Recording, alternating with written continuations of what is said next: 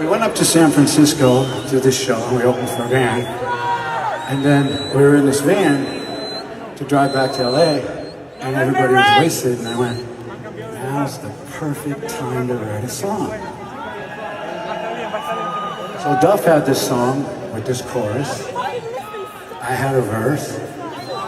Izzy had some melody. And Slash wrote the only melody for Guns N' Roses that I'm aware he ever wrote was Take Me Home.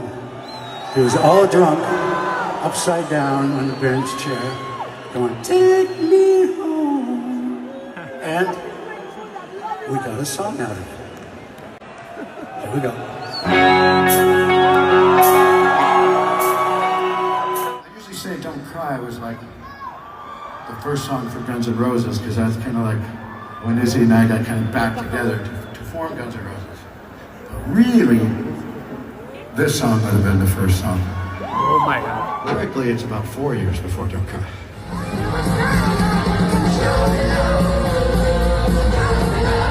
I remember back when we started doing that song and rehearsing it, I asked Izzy, I was like, what the fuck are you talking about?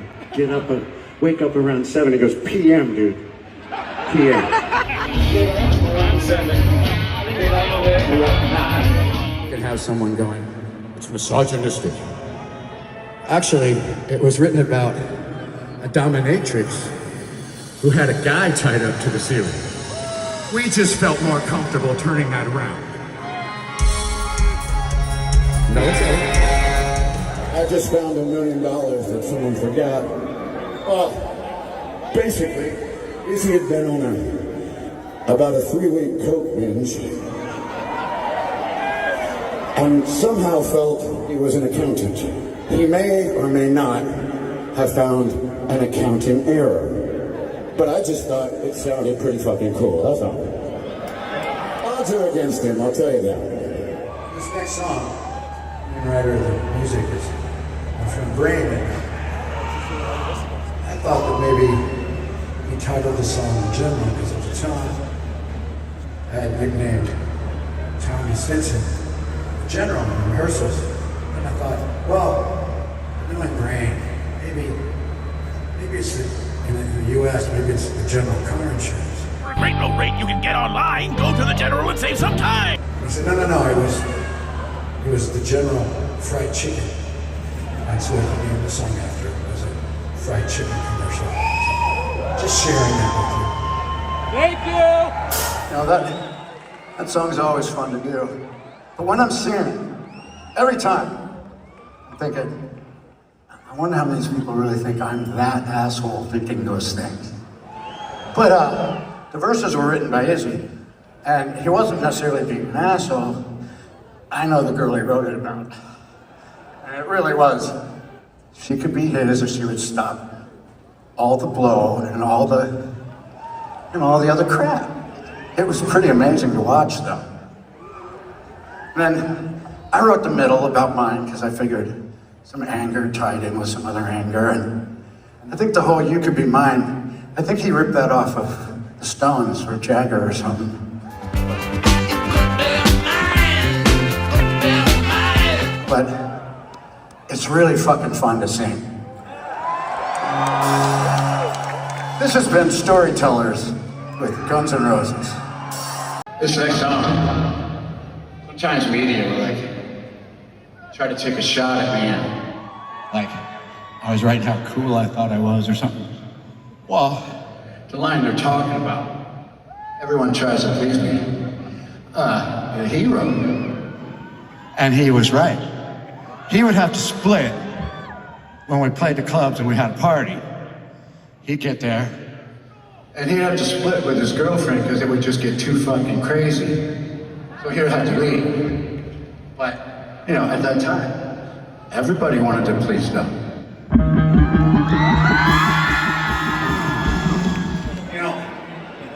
Over the years, I've seen people comment that, this is a song about Axl's paranoia.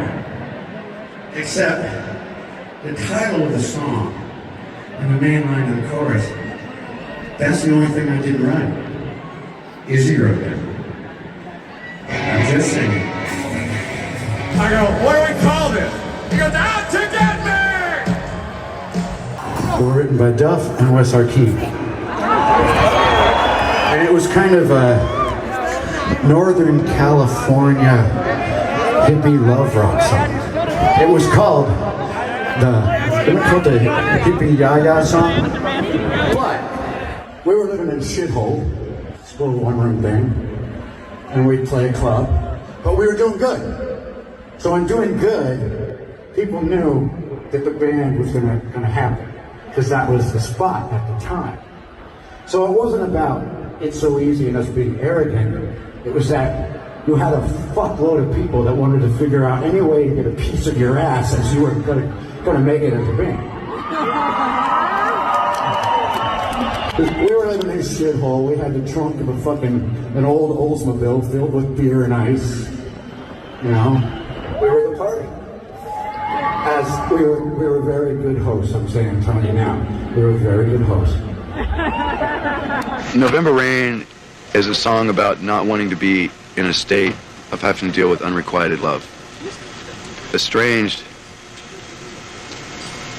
is acknowledging it and being there and having to figure out what the fuck to do.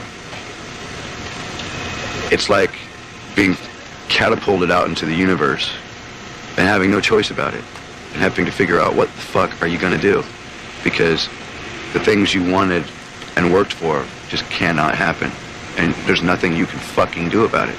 I wrote the song basically about who I am and how I feel, and the breakup of my marriage with Aaron, and how I didn't want it to die. Also apply it to a lot of other situations or friendships or family things where you knew it had to end.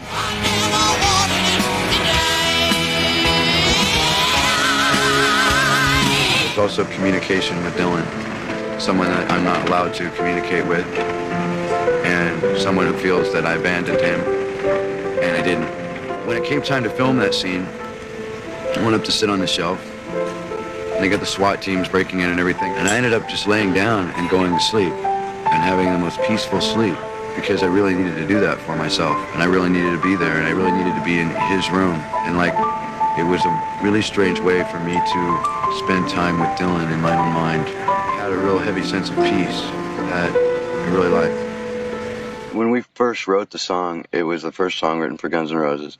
Actually, we weren't Guns N' Roses yet, but you know, it was starting to become a reality, and Izzy and I wrote a song and decided we needed to get back together. And it was something said to you. It's not you, the original. Yeah, it was a girl that Izzy had gone out with, you know, she's tattooed on my arm, and I was really attracted to her, and they split up, and when we wrote that song, which was like our most Hanoi Rocks influenced song, we knew we had something. I was sitting outside the Roxy, and you know, I was like really in love with this person, and she was realizing this wasn't going to work. She wanted to do other things, and she was telling me goodbye, and I like sat down and just started crying, you know, a bit, you know, and she was telling me don't cry. Next night we got together and wrote the song in 5 minutes. And that was a girl that he had been with before you. Yeah, you know, and he had been through some things with her and stuff, and so we had another form of common ground.